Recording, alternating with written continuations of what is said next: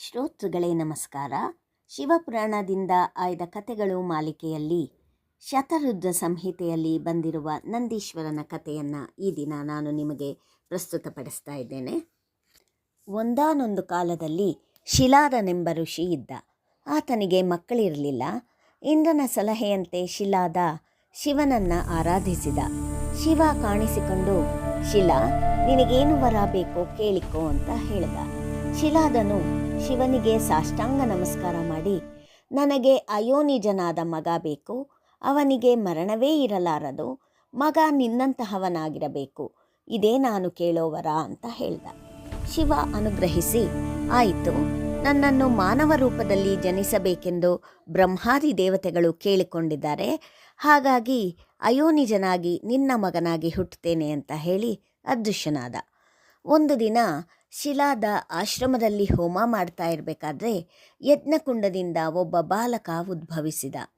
ಆ ಬಾಲಕನಲ್ಲಿ ಶಿವಲಾಂಛನಗಳಿದ್ದವು. ಶಿಲಾದನು ಆ ಬಾಲಕನಿಗೆ ನಂದಿ ಅಂತ ನಾಮಕರಣ ಮಾಡಿ ವಿದ್ಯೆಯನ್ನು ಕಲಿಸ್ದ.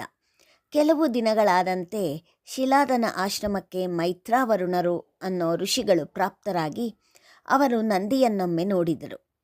ನೀನು ಏನಿದ್ದರೂ 1 ವರ್ಷ ಕಾಲ ಮಾತ್ರ ಜೀವಿಸಿರುತ್ತಿ ಅಂತ ಹೇಳಿ ಹೊರಟು ಹೋದರು. ಮಗನ ಮರಣ ವಾರ್ತೆ ತಿಳಿದು ಶಿಲಾದ ಭಯಪಟ್ಟ. ಶಿವ ಮರಣವೇ ಇರದ ಮಗುವನ್ನು ಕರುಣಿಸುವುದಾಗಿ ಹೇಳಿದ್ದನಲ್ಲ ಎಂದು ನೊಂದ. ಆಗ ನಂದಿ, ತಂದೆಯೇ, ಶಿವನನ್ನು ಆರಾಧಿಸಿ ನಾನು ಮೃತ್ಯುವನ್ನು ಜಯಿಸ್ತೇನೆ, ನೀನು ಧೈರ್ಯವಾಗಿರು ಅಂತ ಹೇಳಿ ತಪೋವನಕ್ಕೆ ಹೋಗಿ ತಪೋನಿರತನಾದ.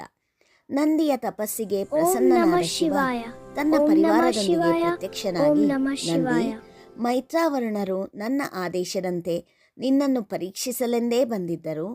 ನಿನಗೆ ಮರಣವಿಲ್ಲ, ನೀನು ಕೈಲಾಸವಾಸಿಯಾಗಿ ನನಗೆ ಸರಿಸಮನಾಗಿ ಗೌರವಾನ್ವಿತನಾಗುವೆ, ಗಣಾಧಿಪತಿಯೂ ಆಗುವೆ ಅಂತ ಹೇಳಿ ನಂದಿಯನ್ನು ಸಂತೋಷಪಡಿಸಿದ. ತದನಂತರ ಗಣಾಧಿಪತಿಯನ್ನಾಗಿ ಮಾಡಿ ನಂದೀಶ್ವರ ಎಂದು ಕರೆದು ಆಶೀರ್ವಾದ ಮಾಡಿದ. ಬಳಿಕ ಶಿವ ನಂದಿಗೆ ತಾನು ಧರಿಸಿದ್ದ ಕಮಲದ ಮಾಲೆಯನ್ನು ಹಾಕಿದ. ನಂದೀಶ್ವರ ಶಿವನೇ ಆಗಿ ಶಿವನ ರೂಪ ತಾಳಿದ. 3 ಕಣ್ಣುಳ್ಳವನೂ 10 ಭುಜಗಳುಳ್ಳವನೂ ಆಗಿದ್ದ. ನಂದಿಗೆ ಗಣಾಧಿಪತಿ ಎಂದು ಸಿಂಪಡಿಸಿದ ಜಲಧಾರೆ 5 ಪ್ರವಾಹಗಳಾಗಿ ಹರಿದು ಅವುಗಳ ಮೂಲಸ್ಥಾನ ಪಂಚನದಿ ಅಂತ ಹೆಸರು ಪಡೆಯಿತು. 7 ಮರುತ್ತುಗಳು ತಮ್ಮ ಪುತ್ರಿ ಸುಯಶಳನ್ನು ನಂದಿಗೆ ಕೊಟ್ಟು ಮದುವೆಯನ್ನು ಮಾಡಿದರು. ನಂದೀಶ್ವರ ಒಂದು ಅವತಾರ ಎಂದೇ ಖ್ಯಾತಿವೆತ್ತರು. ಶತರುದ್ರ ಸಂಹಿತೆಯಲ್ಲಿ ನಂದೀಶ್ವರನ ಈ ಕಥೆ ಇದೆ. ಶ್ರೋತೃಗಳೇ, ಮುಂದಿನ ಸಂಚಿಕೆಯಲ್ಲಿ ಮತ್ತೊಂದು ಕಥೆಯೊಡನೆ ನಿಮ್ಮನ್ನೆಲ್ಲ ಭೇಟಿ ಮಾಡ್ತೇನೆ. ಧನ್ಯವಾದಗಳು.